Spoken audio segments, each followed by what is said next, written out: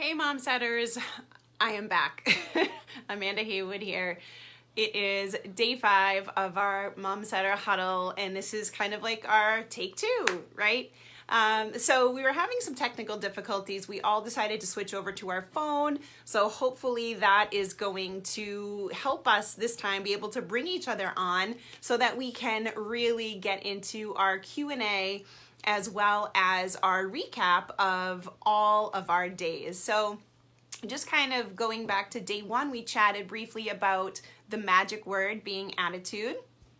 And then day 2, we talked about creating balance. Day 3 was organization. Hey, Lisa, there you are. It worked. I was just going over what we had done. So day 4, Patty came on and did self-image. And then day 5, which is today, we were going to go over some Q&A and then, just kind of recap what we've been chatting about all week. And I know we were kind of thinking of, if we didn't have any questions, then we would just recap and just give a couple of really good takeaways and nuggets that they could really start implementing in their daily life now. Yeah, absolutely. So, sounds great. I'm so glad that this worked. Happy Friday. Yep. Have to be on your phone. Now, my thing that I'm wondering is, are we going to be able to get 3 people on, or is it only going to let us do 2? So I don't know if Patty will be able to hop on or not. I'm not sure, but we can go through because I think we were going to recap in the order by which we went live. So yeah. I can always hop off after my part and she can come on. Perfect. Okay, that'll work. Yeah. Awesome. Yeah. So I know we chatted briefly a little bit about attitude on the first day and that just being the magic word, and please and thank you are super important, but teaching kids and even ourselves, right? It's never too late to be able to change our attitude and alter that and just understand that we are in control of our attitude and not letting our environment or our circumstances or anybody else's opinions really change our attitude and cause us to react a certain way. Yes. And that poem from Charles Swindoll, I said I was going to put it in the group, didn't I? I will do that today. The poem from Charles Swindoll, really, I love carrying it around with me now that I found that little pocket insert. But for those of you who didn't hear it, feel free to look up Attitude by Charles Swindoll, and we'll also put it in the group because it's huge. It speaks volumes, really, to everything in life, really. So, yeah, great job recapping, Amanda. Thanks. That was super powerful. I definitely want a copy of that. I love that. I thought that was awesome. Yeah. So if you want to hop into creating balance, because you did such a fantastic job with that, and I know that's something that we all need. Yeah. Before we do that, I have it on my heart to share something. So I'm going to share this for a minute, if you don't mind. No, I don't mind. Go ahead. Because honestly, I'm looking at this and it's like staring me right in the face. So I'm just going to go there. So in terms of attitude, okay, some of you may be wondering, like, is that a Band-Aid on her head or whatnot? So I went for a biopsy yesterday because I've had this mark on my head that some of you have seen, some of you have not, but I've had it pretty much since, well, it's 73 days. Not that I'm counting, but 73 days. And it came 3 days after the second COVID shot, it appeared. And so my whole point behind this is that when I was in the appointment yesterday and I was really thinking, I thought how most people would probably react to what was going on. Most people would probably feel like, why is this happening? I'm a good person. Why do bad things happen to good people? Why did God let this happen? Or just really have a crappy attitude about the situation. And albeit it wasn't my favorite place to be and it hurt, and there was obviously thoughts going through my mind that I work really hard to control. Here's where I landed. I said that I wanted this to be my healthiest year yet. So I believe God, universe, whatever you believe in, I believe that God is helping me with that. Because I can tell you that going through something like this and just, being in that place and going through that experience, you definitely start to make different choices. It's a paradigm shift for sure.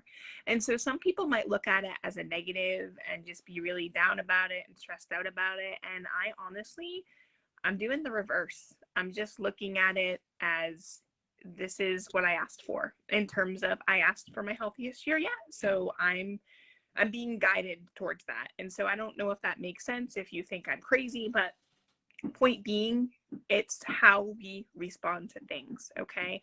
It does not mean that there's not going to be things that happen in life that we don't necessarily want when we look at them face value, but we've got to always be open to the contrast. We've got to always be open to looking at the other side, and working on your attitude helps you do just that. So I wanted to share that before I hopped into day two, but day two. Yeah, no, um, that was awesome, and I'm glad that you shared that because, you know, like we were saying before too, we, you know, everything is not always like, yay, like flowers and roses and everything. Like we have to work on our attitude and we have to work on how we feel about things. And we're definitely sending you positive vibes that everything is going to be just fine, and this is going to be your yeah. healthiest year. Thank you. Yes, absolutely. Thank you so much. All right. In terms of creating balance, so just a quick recap, balance is something that we create. It is not something that we can find. We have to create it. And so I shared 3 tips to help you do just that. Tip number 1 was coming up with your list of non-negotiables. So looking at the different buckets of your life, family, marriage, business, relationships, etc., self-care, and saying, what are the non-negotiables? Meaning, what are the things that are going to happen, be it daily, weekly, monthly, whatever it is for you, that need to take place no matter what. So for me, it's my skincare, it's my face. So before I lay my head down on my pillow now at night, I have a very specific regimen that I follow. It's a non-negotiable. That's my self-care non-negotiable. Now I'm adding and want to continue to add others, but for now I'm starting with that. And so the same thing for you. For marriage, now it's a date night at least once every 2 weeks. And so what are the non-negotiables that you can come up with in each bucket of your life so that you can start to create some balance? Okay. Tip number 1. Tip number 2, give yourself grace. We're human. So on the day that I slip and I don't wash my face because the baby's been up all night and I fall asleep on the couch, I'm giving myself grace. But I'm not going to throw in the towel. I'm not going to say, well, I'll just wait till next month, next week, whatever. No, I'm going to get up the next day and I'll wash my face in the morning. Okay, so give yourself grace when you slip. You're human. And then tip number 3, don't be afraid to ask for help. We're human. We all need help. I have lots of help around here, and I'm still consciously working on creating balance. So those are the tips for day 2, creating balance. Awesome. Awesome. Those are so good. And I took notes on the first day, and I'm definitely starting to implement those into my daily routine. So I appreciate that for sure. Yeah, absolutely. I'm going to hop off now so I can give Patty time to figure out how to get on, and while you recap day 2. Awesome. Thank you so much. Thank you so much, Momsetters. Nice job, Amanda. Chat soon. Bye. Bye, honey. All right. So let me see. So Patty, I am just approving you. So it looks like you're adding in now. So let's get you on here. I'm so glad we're figuring this out. Yay. Oh. So Patty, it was just like we were thinking that we can only have one person on the broadcast, like so one guest on at a time, which it is what it is, right? So Lisa just hopped off after she recapped, and then I'll just recap organization, and then you can go over self-image, and then we'll just kind of close it out and just kind of send them some well wishes. So, but Patty, welcome. That sounds great. Great. Look at all that light. Shine some light on me. Boy. You have a very, very light and airy and just amazing personality. So I'm so glad that you're on here, and I can't wait to hear you recap. So I'm going to just quickly go over organization. If you guys remember on day 3, which was Wednesday, I came on and talked a little bit about how your environment is a representation of what's going on in your mind, right? So if it is chaotic and messy and just like a hot mess all around you, chances are that's what's going to be going on in here, right? I was talking a little bit about how we're trying to redo our dining room, and my husband's down there painting right now, and everything is in like the middle of the room, and I'm like, like it looks crazy, right? But I see the paint going on the walls, and I know that it's just temporary, and we're going to be able to push everything back, and it's going to be amazing. But in the meantime, because my environment is so scattered, I feel a little loopy up here, right? I feel a little bit foggy. I feel a little bit overwhelmed.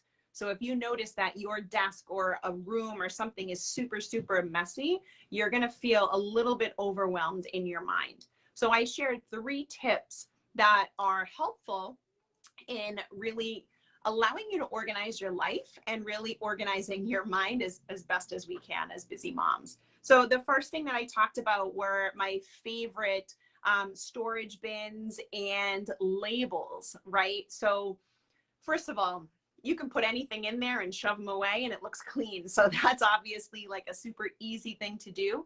And I like to get the clear labels so that you can see what's in there, the clear bins, excuse me. But then you can get any type of a label. You can print out your own labels, make your own labels, and place them on the container. You are going to want to do that so that you can make sure that you can find all the stuff that you put away, right? Number 2 was simplifying your life. If you have 20 sets of blocks, more than likely you don't need all 20, right? If you have 5 of the same color shirt, you don't need all 5. So simplify your life, right? Donate some things, sell some things, give yourself less to have to take care of and worry about on a regular basis. It's going to help you feel better, and you're really going to appreciate the things that you have and hold dear to your heart. So simplify. And then number 3 was work on a cleaning schedule, right? So maybe on Monday you clean the bathroom, maybe Tuesday you do the laundry. Set up a schedule for yourself to help keep things a little bit easier for you, and that you're not going to feel stressed out throughout the week or every day. I mentioned I was that crazy mom with like the vacuum on my hip and the dustpan in my hair, right? Like going around trying to pick up every little thing, but you can't. So set a cleaning schedule for yourself. So those 3 tips have helped me. I really hope that they help you with organization. So Patty, I'm going to turn it over to you for a recap for day 4 for self-image. Sounds wonderful. I will have to say that the thing that I took away from what you said, Amanda, was, and I think there was a couple comments when you did your live, and I had never heard this before, because we've heard always, right, shame on you. And when you said shame off of you, that I thought that was pretty profound, because I had never heard of that. And it's interesting how we always go for, shame. Where's the shame on you? When people, it's and whenever I hear those words, I always think of like a pointing finger. So I thought that was pretty profound. So I remember people commenting, and I commented, "Ooh, I like that. The shame is off of me." I appreciate that. Yeah. I can't take credit for it because I heard that first from my pastor, but I have been using it because it is super powerful. But I thank you. But I want to give him credit because he's the one that I heard that from, and I was like, oh, that is so good. Yeah, that is wonderful. So I am going to recap on self-image. That was my day, and what I wanted to, and I think what I'll do is just kind of give a recap of, self-image and kind of how I introduced it. And then also what's most important is the tips that I gave, I think. And I want to go over those. That was 7 steps to improve your self-image, because that's what we want. We want some action. Because, self-image is everything. Self-image affects everything. And I talked about what is self-image. And I know we did a mini course previously on self-care. And I want to make sure that there is a difference. And self-image is the personal view of, or mental picture that we have of ourselves. And self-image is the internal dictionary that describes the characteristics of the self, including such things as intelligence, beautiful, ugly, talented, selfish, and kind. And then self-care is the things that we do to take care of ourselves so we can stay physically, mentally, and emotionally well. So I thought I wanted to make sure that I differentiated those differences of self-image and self-care. But I mean, self-image, it is, scientists. This is not, our opinions. Scientists and psychologists have determined that a person's self-image is the primary cause of success and failure in life. So if you want to improve one or more areas of your life, instead of focusing on the condition that you want to improve, meaning increasing your income, attract a loving partner, it's essential that you change what's going on inside. And as you start to alter your self-image, the way you see yourself, the circumstances and conditions will absolutely change. And so I shared 7 tips on how to improve your self-image. And one, you know, this is a big one that everybody can do, visualizing. You take 10 minutes, 2 or 3 times a day to visualize yourself with the nice things you'd like to have or do. Allow yourself to completely relax so you can feel what you want, because that, you know, not, we don't want to focus, we all focus on what we don't want. Focus on what, relax and feel what you want all the way down to your cells. Live the part while you're visualizing. And the other one, the second one was dress for success. And, you know, this is a good place to start with your personal appearance. We all, you know, we say, you know, when we talk about comfort, and that's okay, we're comfortable, whatever you're comfortable in. However, if you want something different to change, and let's say, you know, you're getting ready for an interview or whatever it is, you're not going to dress in a jumpsuit. I might. No, just kidding. Jumpsuit. Oh, actually, they're back in. I'm gonna say I'm ready to buy like a one piece. I'm ready to buy like a one-piece jumpsuit. They are back in. What I meant to say is maybe a business suit or a more formal attire. But so dressing for success, it's about presenting yourself physically in a manner that's consistent with the new winning image that you want. So, you know, that comes from my recruiter days. I swear I have experiences from every single tip. My recruiter days, they would come in. No, is that what you want to present? Then let's change something. So the other thing is act as if, pick a trait from somebody that you want to, you know, that you like, or you want to incorporate into your own life. You act as if. So who knows? Nobody knows. You're acting as if you want to possess that trait. And then the other thing is, you know, we all love books, and Amanda and Lisa and I love our books, personal growth, and also all kinds of books. But in this case, for self-image, Psycho-Cybernetics, and I quoted a lot of Maxwell Maltz. It is really one of the best books you can find. It's really easy to listen to. And I love the audibles, but if you listen, you can read, obviously get the book too, if you're a book person to read. But Psycho-Cybernetics by Maxwell Maltz is a really good one. Write it down, burn the image of how you want to live in your mind. Write a detailed description of it in the present tense. I'm so happy and grateful now that. We love that. We all do this. Lisa and Amanda and I all do this. Send nonverbal cues.